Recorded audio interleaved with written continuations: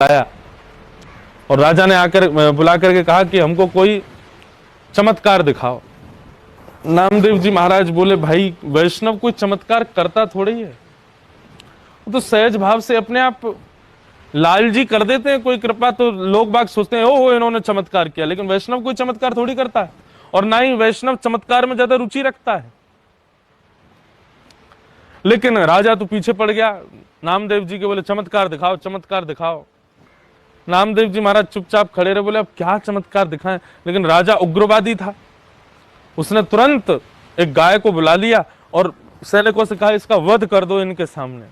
नामदेव जी जब तक उठते रोकने के लिए, तब तक तो सैनिकों ने गाय का वध कर दिया, और गौ वध होते ही नामदेव जी महाराज नेत्र बंद करके बैठ गए। बोले हे भगवान, कितना बड़ा अपराध हो गया मेरी वजह से। राजा ने कहा, बोले तुम चमत्कार नहीं दिखाओगे तो हम तुमसे जबरदस्ती करवा लेंगे। अब चलो, या तो इस गौ हत्या को स्वीकार करो, नहीं तो अपने चमत्कार से इस गाय को जीवित करो। नामदेव जी बड़े दुखी हो गए, नेत्र बंद करके पंडरीनाथ भगवान का स्मरण किया। बोले भगवान,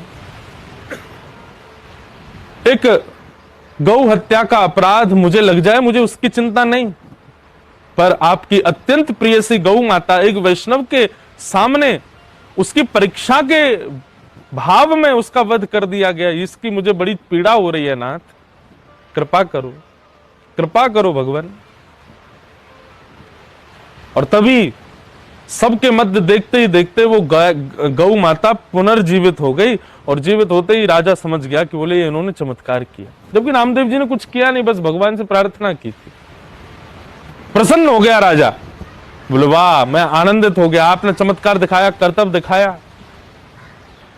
एक सोने का पलंग बनवा करके नामदेव जी को प्रदान किया।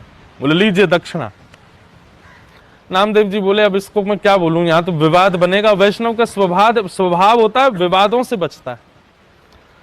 नामदेव जी ने तब तो स्वीकार कर लिया। राजमहल से बाहर निकल करके एक नदी थी सामने, उस नदी में ही उस पलंग को पधरा दिया। किसी ने जाके राजा को कह दिया, बोले आपकी द्वारा दिया गया सोने का वो तख्त नामदेव जी ने नदी में फेंक दिया।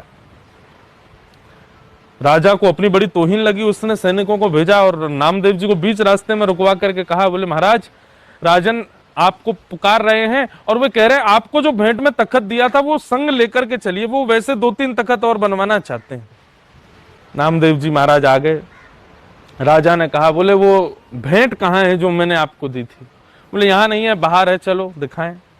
राजा बाहर जैसे ही आया तो नामदेव जी महाराज ने नदी के अंदर हाथ डाल करके सामान्य रूप से ऐसे निकाला तो 1 निकल आया, 2 निकल आए, 3 निकल आए, अनंत तखत राजा ने जैसे बनवाए दिया था नामदेव जी को, ऐसे अनंत तखत वहां पर निकाल करके नामदेव जी ने रख दिए। बोले आपका कौन सा है, देख लीजिए इसमें से।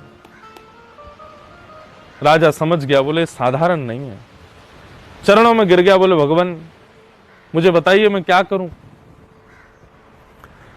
नामदेव जी महाराज ने एक ही बात कही, बोले आइंदा किसी वैष्णव भक्त को देखो तो चमत्कार दिखाने के लिए मत कहना, और दूसरी बात, हमको जीवन में तुम्हारा कभी मुख ना देखना पड़े ऐसी योजना बना देना, तुम कभी दिखो ना हमको। सांसारिक व्यक्ति का स्वभाव है कि वो